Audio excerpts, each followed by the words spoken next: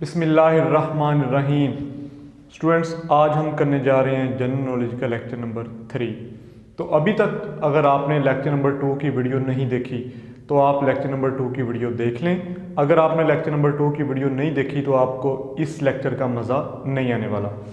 तो हम कर रहे थे जी अरेबियन पेनिनसुला को डिस्कस, और हम इराक के ऊपर थे। तो उसी बात को हम आगे बढ़ाते हैं जो हमने लेक्चर नंबर 2 के लास्ट पे छोड़ी थी। जी हम डिस्कस कर रहे थे जी इराक को, और हमने कहा था जी इराक का जो कैपिटल है वो है जी बगदाद। जी इराक का कैपिटल क्या है जी? बगदाद है। अच्छा, तो फिर आपको ये पता होना चाहिए कि ये बगदाद जो है ये कैपिटल कब बना। ये बना जी कैपिटल अब्बासिड डायनेस्टी में। कब बना जी? अब्बासिड डायनेस्टी। अब आपको अब्बासिड डायनेस्टी का पता होना चाहिए, आपको अब्बासी ख़ानदान का पता होना चाहिए। 571 में कौन पैदा हुआ जी? 571 22 अप्रैल 12 रबीउल अव्वल कौन पैदा हुआ जी? हज़रत मोहम्मद सल्लल्लाहु अलैहि वसल्लम।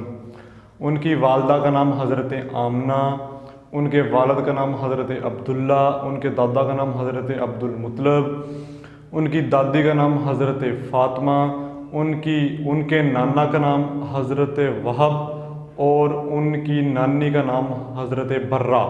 फिर आपको पता होना चाहिए जी कि 610 में क्या हुआ जी? ऐलान नबूवत।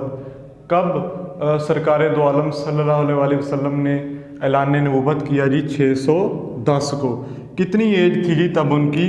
उनकी एज थी 40 ईयर्स। 40 साल की एज में उन्होंने ऐलान नबूवत किया। अच्छा जी, फिर आपको ये पता होना चाहिए थी हिजरत कब की? 622। ये नबी पाक ने हिजरत कब की थी जी? 622 में हिजरत की थी। अच्छा जी, फिर आपको ये पता होना चाहिए हिजरत कहाँ से कहाँ की थी जी? मक्के से मदीने हिजरत की थी। अच्छा जी, फिर आपको ये पता होना चाहिए जी कि उनका विसाल कब हुआ था जी? 632। कब विसाल हुआ था जी हज़रत मोहम्मद सल्लल्लाहु अलैहि वसल्लम का? 632 में।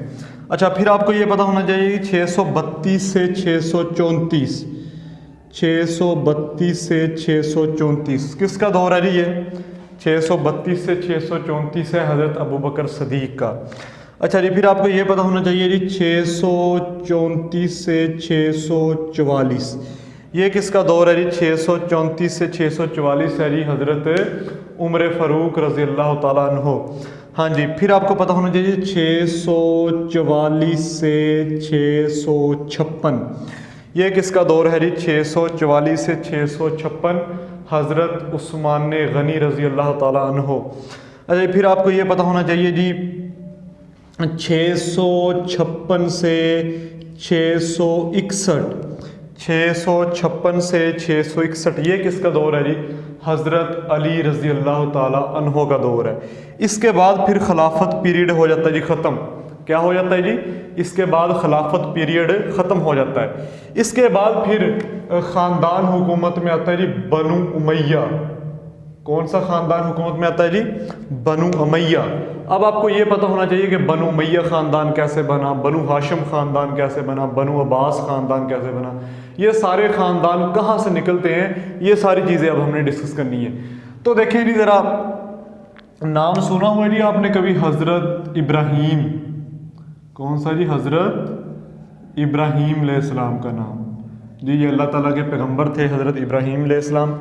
इनके वालिद का नाम क्या था जी? इनके जो वालिद थे उनका नाम था जी आज़र। क्या नाम था जी इनके वालिद का? आज़र।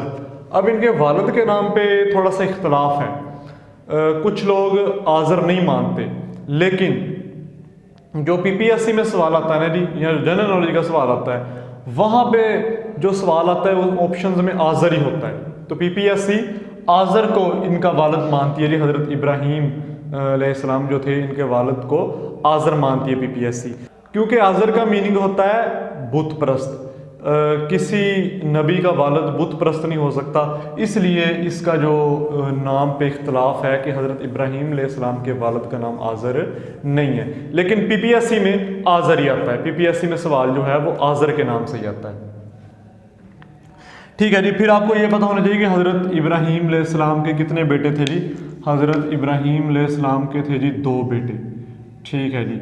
एक थे जी हज़रत इसहाक, एक का नाम था हज़रत इसहाक और दूसरे का नाम था जी हज़रत इस्माईल। क्या नाम था जी? हज़रत इस्माईल। हज़रत इसहाक जो थे ये बेटे थे जी हज़रत सारा के, हज़रत सारा के बेटे थे। और हज़रत इस्माईल जो थे ये बेटे थे जी हज़रत हाजरा के। किसके बेटे थे जी? ये हज़रत हाजरा के बेटे थे। अब यहाँ पे किस्सा है जी हज़रत इब्राहीम अलैहिस्सलाम का वाक़या है, आपने सुना होगा। अल्लाह ताला के पैगंबर थे हज़रत इब्राहीम अलैहिस्सलाम, और जब भी कहीं दावत पे जाते थे ना, इस्लाम की दावत पे, तबलीग पे जाते थे, तो अपनी जो इनकी अहलिया थी हज़रत सारा, उनको साथ लेके चले जाते थे। तो एक दफ़ा ये गए जी मिस्र में गए दावत तबलीग के लिए, दावत इस्लाम के लिए मिस्र में गए। तो मिस्र का जो बादशाह है ना जी, वो बड़ा ज़ालिम और जाबर और बदनीयत बादशाह था। तो उसको जब पता चला ना जी कि मिस्र में हज़रत इब्राहीम की वाइफ आई हुई है हज़रत सारा, ये हज़रत सारा जो थी ये अल्हम्दुलिल्लाह बड़ी खूबसूरत औरत थी, बड़ी खूबसूरत फीमेल थी।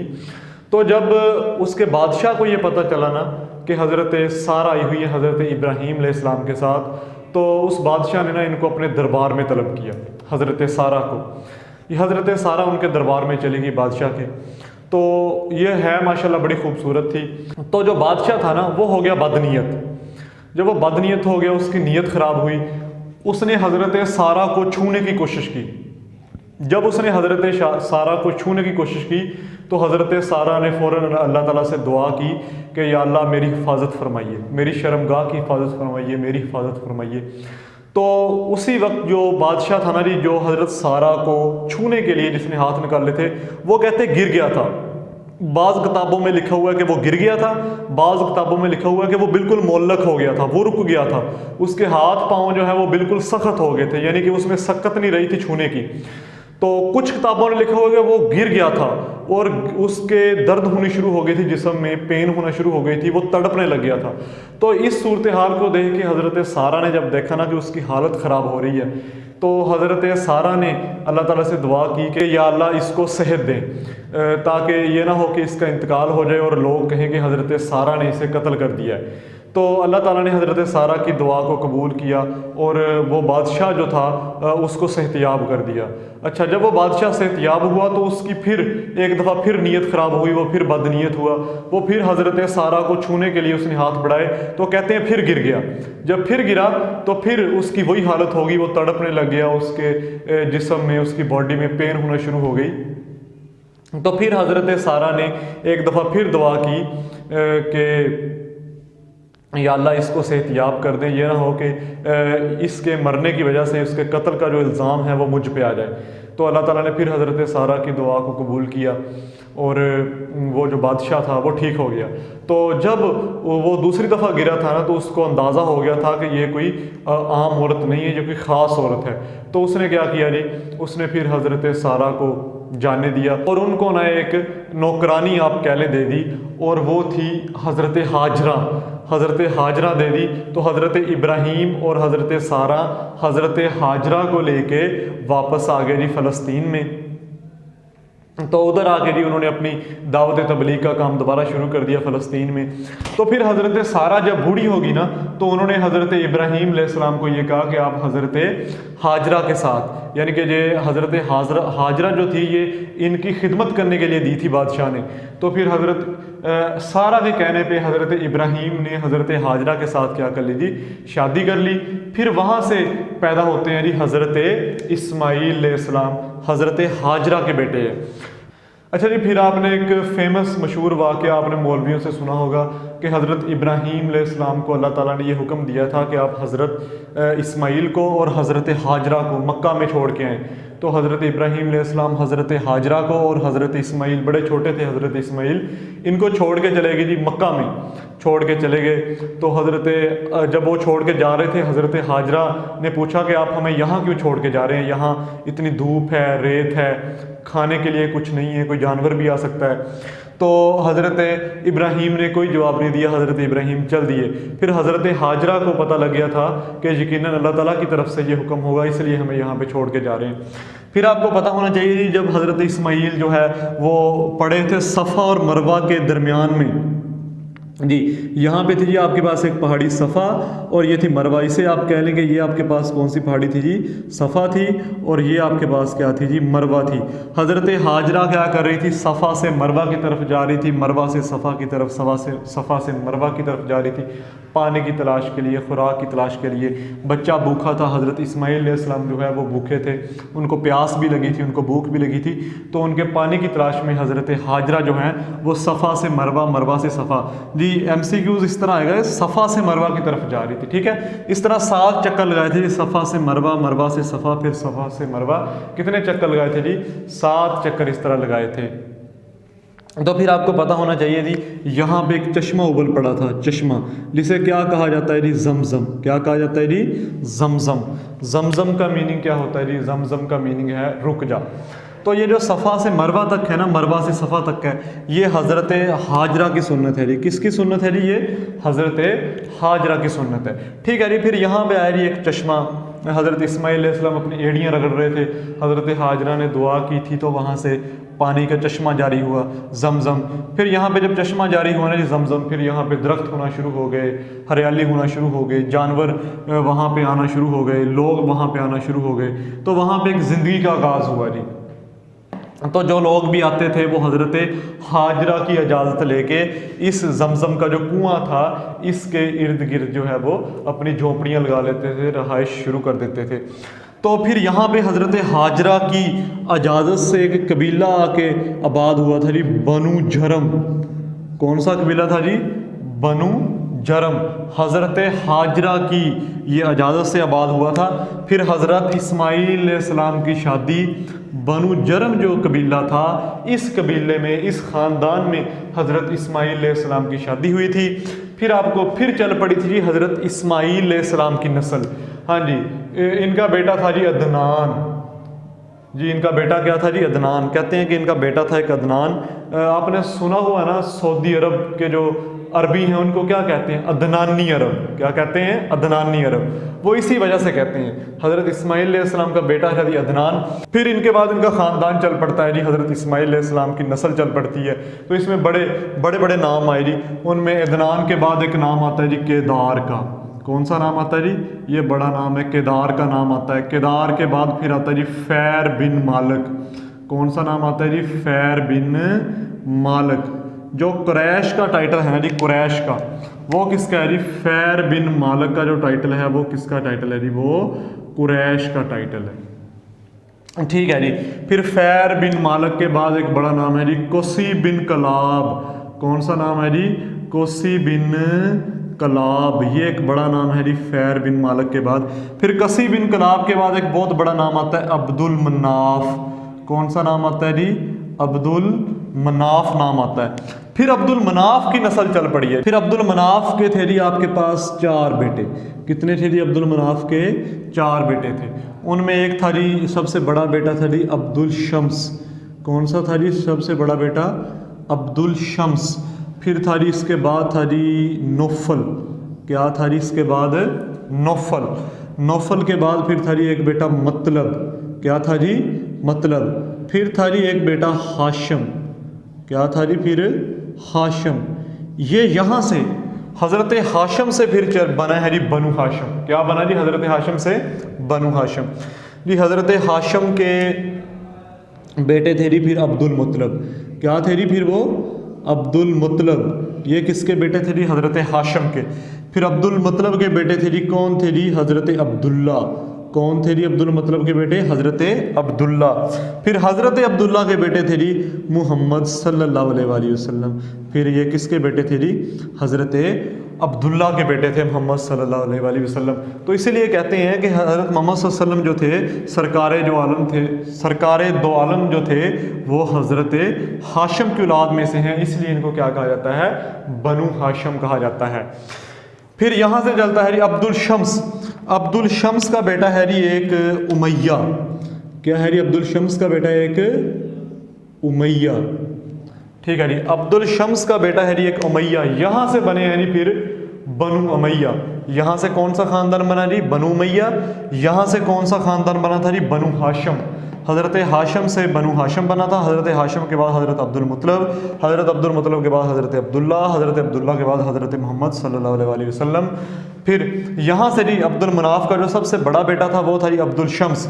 अब्दुल शम्स से फिर इसका बेटा था जी उमैया। यहाँ से फिर बना है जी बनु उमैया। उमैया के बाद उमैया का बेटा था जी फिर कौन था जी? उमैया का बेटा हरब, हे रे बे, हरब था जी उमैया का बेटा। फिर इसका हरब का बेटा था जी अबू सुफियान। कौन था जी? हरब का बेटा था जी अबू सुफियान। फिर अबू सुफियान का जो बेटा था जी वो था जी अमीर मुआविया। कौन थे जी? हज़रत अमीर मुआविया। वो किसके बेटे थे जी? हज़रत अबू सुफियान के बेटे थे। फिर अमीर मुआविया का बेटा था जी यजीद। किसका बेटा था जी? यजीद। अमीर मुआविया रज़ी अल्लाह ताला अन्हु, उनका बेटा था जी यजीद। तो ये फिर सारी आपके पास क्या है जी? ये बनु उमैया है। फिर इनकी हुकूमत शुरू होती है जी 661 में जी। 661 में जब हज़रत अली की हुकूमत ख़त्म होती है, खुलफा पीरियड ख़त्म होता है, फिर 661 में हुकूमत शुरू करते हैं जी। कौन शुरू करता है जी? बनु उमैया। ये ख़ानदान हुकूमत शुरू करता है जी। कब तक इनकी हुकूमत चलती है जी? 750 तक फिर इनकी हुकूमत चलती है। हाँ जी, बनु उमैया कहाँ से कहाँ तक हुकूमत होती है जी? बनु उमैया ख़ानदान की 661 से 750, फिर 750 से 1258 जी। ये किसकी हुकूमत है जी? बनु अब्बास की। किसकी हुकूमत आ जाती है जी? फिर बनु अब्बास। ये कहाँ से बना जी? बनु अब्बास हज़रत मोहम्मद सल्लल्लाहु अलैहि वसल्लम के चचा थे जी, आपको पता होगा, एक अब्बास। उनके बेटे थे अब्दुल्ला बिन अब्बास। तो अब्दुल्ला बिन अब्बास से जो ख़ानदान शुरू हुआ है जी, वो बना फिर बनु अब्बास। उन्होंने गवर्नमेंट बनाई थी 750 में, 750 से 1258 तक। फिर उन्होंने किया गया जी 762 में। बात किसकी हो रही थी जी? बात हो रही थी बगदाद की। फिर उन्होंने क्या किया जी? 762 में क्या कर दिया जी? कैपिटल बना दिया। किसको कैपिटल बना दिया जी? बगदाद को 762 में कैपिटल बना दिया। तो मैंने आपको बताया था कि बगदाद, इराक का कैपिटल बगदाद। बगदाद कब कैपिटल बना जी? अब्बासिड डायनेस्टी में कैपिटल बना। तो 762 था जी जब बगदाद जो है वो कैपिटल बना। फिर बगदाद को कहा जाता है जी सिटी ऑफ पीस। क्या कहा जाता है? बगदाद को सिटी ऑफ पीस कहा जाता है। लेकिन यहाँ कभी अमन हुआ नहीं है। सिटी ऑफ पीस का मतलब अमन का शहर, लेकिन यहाँ पे कभी अमन हुआ नहीं है। अच्छा जी, फिर और भी कहा जाता है अरूसल बलाद। क्या कहा जाता है जी बगदाद को? अरूसल बलाद। अरूसल बलाद का क्या मतलब है जी? शहरों की दुल्हन। क्या मतलब है जी? शहरों की दुल्हन। ये क्यों कहा जाता है जी? स्टूडेंट्स, ये जो बगदाद था ना, ये बड़ा तरक्की याफ्ता शहर था। इसमें बड़ी तरक्की थी, साइंस का दौर था। फिर आपको पता होना चाहिए अब्बासिड डायनेस्टी में ही अपना जाबर बिन हयान आया जी, उसमें बोलिसीना आया, अल राजी, ख्वारज़मी, ये जितने बड़े बड़े साइंसदान थे, रियाजीदान थे, ये सारे के सारे कहाँ पे है जी? ये सारे के सारे अब्बासिड डायनेस्टी में आए हैं जी। अच्छा जी, कौन कौन आया जी? जाबर बिन हयान आया। फिर जाबर बिन हयान का आपको पता होना चाहिए जी, इसका क्या कारनामा है जी? इसे फादर ऑफ केमिस्ट्री कहा जाता है। क्या किया था जी इसने? H2SO4, जिसे सल्फ्यूरिक एसिड का नाम दिया जाता है। किसका नाम दिया जाता है जी? Sulphuric acid. किसने बनाया था जी? जाबर बिन हयान ने। आज भी हमारी जो इंडस्ट्री है, सारी इंडस्ट्री में ब्लड की हैसियत रखता है जो सल्फ्यूरिक एसिड है, तो वो किसने बनाया थी? जाबर बिन हयान ने। फिर आपको पता है जी एक अब्बासिड डायनेस्टी में एक था जी बोलिसीना। कौन था जी? बोलिसीना। बोलिसीना का आपने वाकया सुना होगा जी। ये कहते हैं कि इतना बड़ा हकीम था ना, उस दौर में एक बादशाह का बच्चा हो गया था बीमार। तो उन्होंने कहा जी बोलिसीना को बुलाओ। तो बोलिसीना जो थे हकीम, ये आए। इन्होंने बच्चे की ना नब्ज़ पे ऐसे हाथ रख लिया और एक बंदे को कहा कि आप इस शहर के इर्द गिर्द जितने भी शहर हैं उनका नाम लो। तो उस बंदे ने जब तमाम शहरों का नाम लिया, एक ख़ास शहर पे आके बौली सीना ने कहा, फिर कहा गया जी इस शहर में जितने मोहल्ले हैं उनका नाम लो। जब तमाम मोहल्लों का नाम लिया गया उस शहर में, तो एक ख़ास मोहल्ले पे आके बौली सीना ने कहा कि इस मोहल्ले में जितनी गलियां हैं उनका नाम लो। फिर उस मोहल्ले की तमाम गलियों का नाम लिया गया। फिर एक ख़ास गली पे आके बौली सीना ने यह कहा कि इस गली में जितने घर हैं उनका नाम लो। फिर तमाम घरों का नाम लिया गया। एक ख़ास घर पे आके फिर बौली सीना ने कहा इस घर में जितने भी अफराद हैं उनका नाम लो। जब जितने भी अफराद जो थे उनका नाम लिया गया, एक ख़ास नाम पे आके बौली सीना ने कहा बादशाह सलाम आपका बच्चा बीमार नहीं है, इसको हो गया इश्क, ये अंदर ही अंदर करता है इश्क फलानी लड़की के साथ, इसका उसके साथ निकाह कर दो, ये आपको डरता हुआ बताता भी नहीं है, इसको बस ये बीमारी है और कोई नहीं है। ठीक है जी। बौली सीना के बाद फिर आपको पता है ना जी कि अल राजी था, ख्वारज़मी था, फादर ऑफ अलजबरा। ख्वारज़मी ये भी कब है जी, ये अब्बासिड डायनेस्टी में ही आया जी ख्वारज़मी। इसे क्या कहा जाता है जी, ख्वारज़मी को फादर ऑफ अलजबरा कहा जाता है जी, बहुत बड़ा रियाजीदान था। फिर अल राजी भी इसी दौर में है जी। फिर आपको पता होना जी हारून रशीद और मामून रशीद, इनका दौर जो था ना जी ये बहुत तरक्की याफ्ता दौर था। तब बगदाद शहर ने बहुत तरक्की की है, साइंस का ये गढ़ था। फिर आपको ये पता होना चाहिए जी बगदाद में किसका मज़ार है जी, हज़रत अब्दुल कादर जिलानी। किसका मज़ार है जी, हज़रत अब्दुल कादर जिलानी का मज़ार है जी। कहाँ पे है जी मज़ार इसका, बगदाद शहर में है जी। और किसका मज़ार है जी बगदाद शहर में, इमाम अबू हनीफ़ा। किसका है जी मज़ार, इमाम अबू हनीफ़ा। इमाम अबू हनीफ़ा का मज़ार कहाँ पे है जी, उसका मज़ार भी है जी बगदाद में। फिर आपको पता होना चाहिए कि अब्दुल कादर जिलानी जो है इन्हें क्या कहा जाता है जी, इन्हें गौसल आज़म। क्या कहा जाता है जी अब्दुल जिलानी को, पीर अब्दुल कादर जिलानी को क्या कहा जाता है जी, गौसल आज़म कहा जाता है। ये कॉन्सेप्ट है जी एक कि जितने भी वली बनते हैं, जितने भी फ़कीर बनते हैं, उनको अब्दुल कादर जिलानी गौसल आज़म अगर इनसे परमिशन मिल जाए फिर वो वली हो जाता है, फ़कीर हो जाता है। तो यानी कि फ़कीर बनने के लिए यहाँ पे रजिस्ट्रेशन होना ज़रूरी है अगर किसी ने फ़कीर बनना हो। ये कॉन्सेप्ट है जी कि अगर कोई फ़कीर बनना चाहे तो पहले हज़रत अब्दुल कादर जिलानी गौसल आज़म के पास जाए, रजिस्ट्रेशन होगी, फिर वो फ़कीर बनेगा। वो क्या है ना जी शेर, शहर बगदादी की ये निशानी, उचियाँ लम्मियाँ चीरा हूँ, तन मन मेरा पुरजे पुरजे जिमें दर्जी दियाँ लीरा हूँ, इन्हां लीरां नूं कफनी पा के मैं रल सां संग फकीरा हूँ, बगदाद शहर दे टुकड़े मंग सां कर सां मीरा मीरा हूँ। तो अब्दुल कादर जिलानी जो है ना जी इनको पीराने पीर कहा जाता है, पीरों के भी पीर। तो अगर किसी ने फ़कीर बनना है जी, वली बनना है, पीर बनना है, तो इनकी इजाज़त ज़रूरी है जी। हज़रत गौसल आज़म जो हैं इनकी इजाज़त ज़रूरी है। हाँ जी, अब हम चलते हैं जी नेक्स्ट। आपके पास मैं आपको मैप पे बताऊंगा जी, आपके पास एक कंट्री है यहाँ पे जिसे कहा जाता है तुर्की। क्या कहा जाता है जी, तुर्की कहा जाता है जिसे। ठीक है जी। तो इसके अंदर है जी एक माउंटेन रेंज जिसे कहा जाता है अरारत माउंटेन।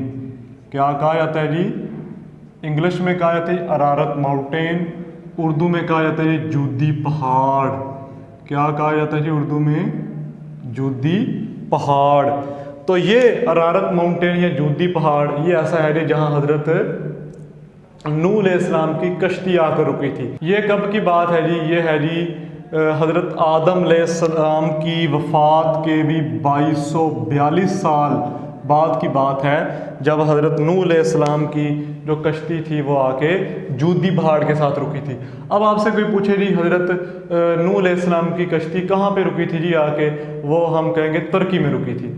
तो आपको पता है ना जी कितने देर ये फ्लड रहा था, जो हज़रत नूह अलैहिस्सलाम की कौम पे अजाब आया था, फ्लड आया था 6 माह वो फ्लड जो है ना जी वो जारी रहा था। फिर यहाँ से जी अरारत माउंटेन्स जो हैं यहाँ से निकलते हैं दो रिवर्स निकलते हैं जी इस तरह। एक को कहा जाती है टिग्रस। क्या कहा जाती है, एक को टिग्रस। ये जो रिवर है ये है जी टिग्रस। उर्दू में इसे कहा जाता है दजला। क्या कहा जाता है जी उर्दू में, दजला। ये जो दूसरा रिवर है इसे कहा जाता है जी फरात, यूफ्रेटस। इंग्लिश में कहा जाता है जी यूफ्रेटस और उर्दू में इसे कहा जाता है जी फरात। इंग्लिश में यूफ्रेटस और उर्दू में क्या कहा जाता है जी, इसे फरात कहा जाता है। फिर आपको पता होना चाहिए जी, यहाँ पे टिग्रस जो रिवर है इसके ऊपर यहाँ पे एक शहर है इराक का, मूसल। क्या है जी, मूसल।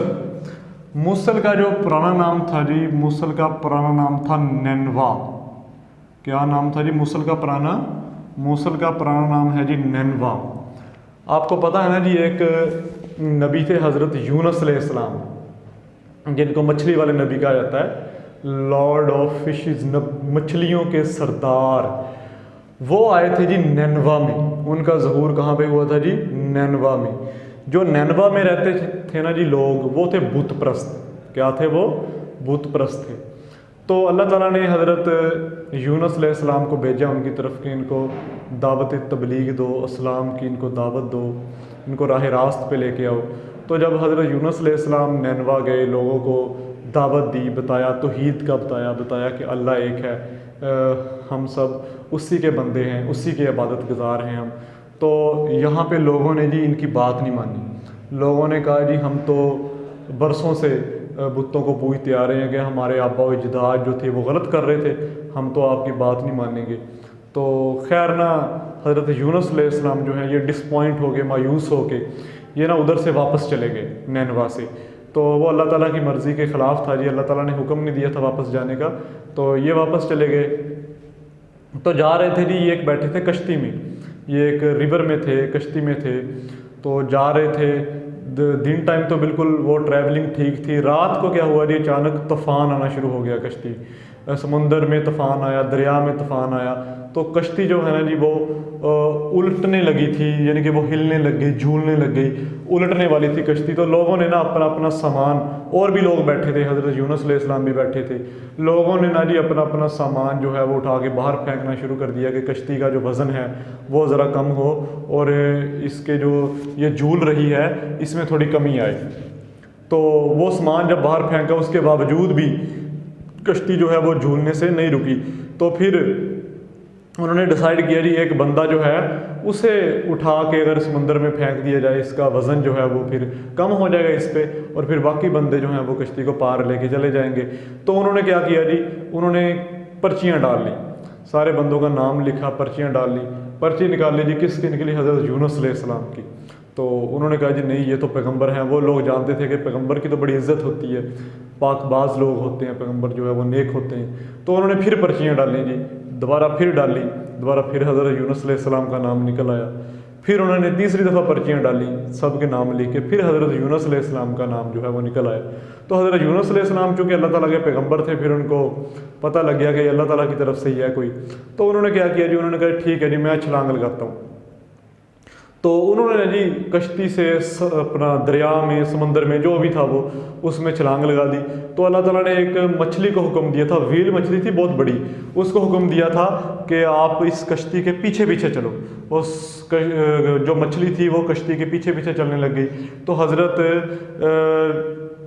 यूनुस अलैहिस्सलाम ने जैसे ही दरिया में छलांग लगाई तो वो जब तैर ही रहे थे ऊपर, मछली ने उन्हें निगल लिया, वो मछली के पेट में चले गए।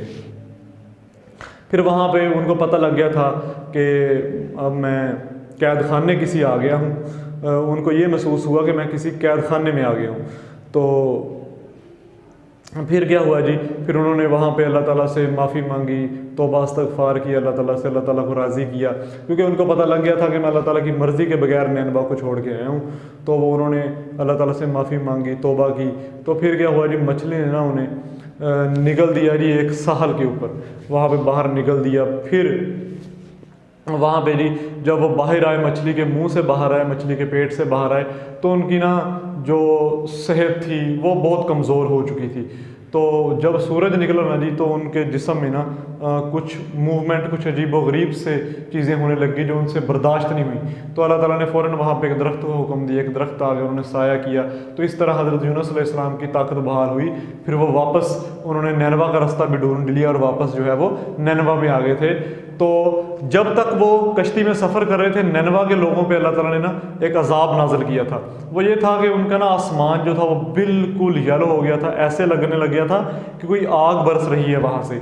तो वो लोगों को पता लग गया था जी कि हमारे अमाल ऐसे हैं, हम गुनाहगार हैं, इस वजह से अल्लाह ताला की तरफ से ये हुआ है। तो उन्होंने ना एक पहाड़ पे चले गए, वहाँ पे जाके नैनवा की एक पहाड़ी पे चले गए, तौबा की, अल्लाह ताला से तौबा इस्तग़फ़ार की, अल्लाह ताला ने उनकी तौबा कबूल की और बारिश बरसा दी, तो मौसम को वहाँ पे नॉर्मल कर दिया था। तो हज़रत यूनुस अलैहिस्सलाम भी फिर वापस चले गए थे नैनवा में, तो लोगों ने उनका इस्तकबाल किया बड़े अच्छे तरीके से और बताया कि आज के बाद हम अल्लाह ताला के अहकामात की पैरवी करेंगे, आप जो कहेंगे हम उस तरह अमल करेंगे। ठीक है जी। तो ये थी कहानी नैनवा की जी। मूसल का पुराना नाम क्या है जी? नैनवा है। हज़रत यूनुस अलैहिस्सलाम किस कौम पे आए थे जी? नैनवा में जो कौम रहती थी उन्हें राह रास्त पे लाने के लिए आए थे। ठीक है जी। फिर यहाँ पे ये एक मूसल के साथ ही है जी नीचे बगदाद, क्या है जी? बगदाद। तो इसको हम डिस्कस कर चुके हैं जी, बगदाद को। फिर यूफ्रेट्स पे आते हैं, फ़रात पे। यहाँ पे दो बड़े फेमस सिटी आते हैं जी, यूफ्रेट्स पे, फ़रात पे। इसके ऊपर ही आता है जी, फ़रात के ऊपर आता है करबला, करबलाए मोल्ला। ये किस पे आता है जी? दरिया फ़रात पे आता है। फिर यहाँ पे नीचे एक यहाँ पे सिटी आता है जी जिसका नाम है नजफ़। क्या नाम है जी उस सिटी का? नजफ़ जी। फिर नजफ़ में मज़ार है जी, किसका मज़ार है जी? हज़रत अली का मज़ार कहाँ पे है जी? नजफ़ में है। और हज़रत आदम का मज़ार कहाँ पे है जी? उनका मज़ार भी है नजफ़ पे। इसे कहते हैं नजफ़ अशरफ। क्या कहते हैं जी इसको? नजफ़ अशरफ कहते हैं जी इसको। ठीक है। फिर आपको पता होना चाहिए, जो हमारे शिया भाई हैं ना, वो यहाँ से एक पत्थर लेके आते हैं, दूधिया रंग का पत्थर होता है, दुर्रे नजफ़। वो कहाँ से लेके आते हैं जी? नजफ़ सिटी से लेके आते हैं। फिर ये जो दोनों दरिया हैं जी, ये ऐसे नीचे आते हैं, आके एक मकाम पे मिलते हैं जी, ये मिल जाते हैं एक मकाम पे। जिस मकाम पे मिलते हैं जी वो है सिटी बसरा। क्या है जी वो सिटी? जी वो इराक़ का सिटी है जी, उसे कहते हैं बसरा।